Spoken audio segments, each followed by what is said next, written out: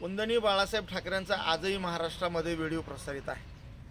त्या व्हिडिओमध्ये काय म्हणतात की ठाण्यामधले हे आनंद दिघे साहेबांच्या नेतृत्वाखाली आणि विश्वासातली माणसं शिवसेनेचे कट्टर असणारे एकनाथ शिंदे साहेब। आता हा या व्हिडिओमध्ये वंदनीय बाळासाहेब ठाकरे जेव्हा एकनाथ शिंदे साहेबांच्या संबंधाने असं बोलतात, हे खोटं आहे का? मग हे वंदनीय बाळासाहेब ठाकरे बोलले म्हणजे काय संजय राऊतच्या बापाबद्दल बोलले काय? म्हणजे दरवेळेस तुम्ही उठायचं एकनाथ शिंदे साहेबाला कसं निगेटिव्ह तुम्ही म्हणजे सेट करायचं आणि त्यांना किती बदनाम करायचं। मी सातत्यानं म्हणतोय की संजय राऊतचं हे एकनाथ शिंदे साहेबाबद्दल बोलल्याशिवाय यांचं जेवणही पचत नाही। काय बोलता तुम्ही? आयुष्य ज्या माणसानं घातलं त्या माणसाबद्दल तुम्ही असं म्हणता की ठाकरे साहेबाबरोबर यांनी काम केलं नाही। अरे काय तुमची भाषा वापरता तुम्ही? म्हणजे ठरवून तुम्ही बदनाम करताय तुम्ही।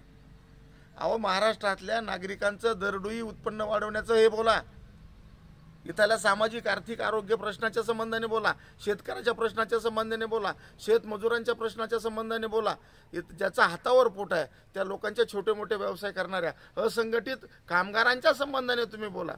हे बोललात तर तुमचा पक्ष मोठा होईल, तुम्ही मोठे व्हाल।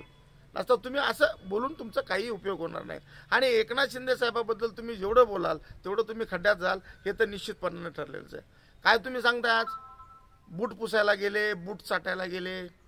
मला सांगा संजय राऊत गांजावाला, उद्धव ठाकरे साहेब, रश्मी वहिनी, आदित्य ठाकरे किती वेळेस गेले दिल्लीला?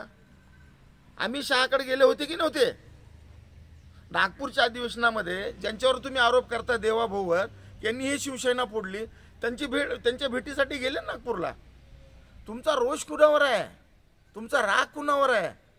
तुमचा राग कुणावरच नाही, तुम्हाला फक्त एकच आहे की तुम्ही सत्तेच्या बाहेर आहेत। आता 4-4.5 वर्ष थंडगार बसा, फक्त एकनाथ शिंदे साहेबांना तुम्ही शिव्या द्या, एकनाथ शिंदे साहेबांना कसं बदनाम करताय तुम्ही ते बघा आणि तुम्ही तुमचं स्वतःचं वाटोळं करून घ्या। अरे बूट चाटणाऱ्या तुम्ही अवलाद आहात, काँग्रेसच्या बरोबर भडवेगिरी तुम्ही केली। 2019ला स्पष्ट बहुमत असताना सुद्धा तुम्ही फक्त मुख्यमंत्र्याच्या खुर्चीसाठी तुम्ही सगळ्या महाराष्ट्रातल्या शिवसैनिकाचा विश्वासघात केला आणि या विश्वासघाताचं फळ आलं। धर्मांतरासारखं पक्षांतर केलं ही तुम्ही भाषा वापरताय। एका घरात 100 लोक असतील तर 2 लोक गेले तर त्याला तुम्ही धर्मांतर पक्षांतर म्हणू शकता। अरे 40-50 आमदार गेले ना, ह्याला उठाव म्हणतात। सत्तेमध्ये राहून उठाव करणारा एकच मर्द मराठा मावळा, शिवरायांचा मावळा एकच आहे, एकनाथ शिंदे। तुमच्यासारखे हजारो गुंडाळून फिरू शकतो। तुम्ही काय सांगता? तुमच्याकडनं नेतृत्व राहिले ना, विचार राहिला, आणि काय सांगता तुम्ही मराठी माणूस मराठी माणूस? अरे मराठी माणूस तुमच्यापाशी नाहीयेच ना।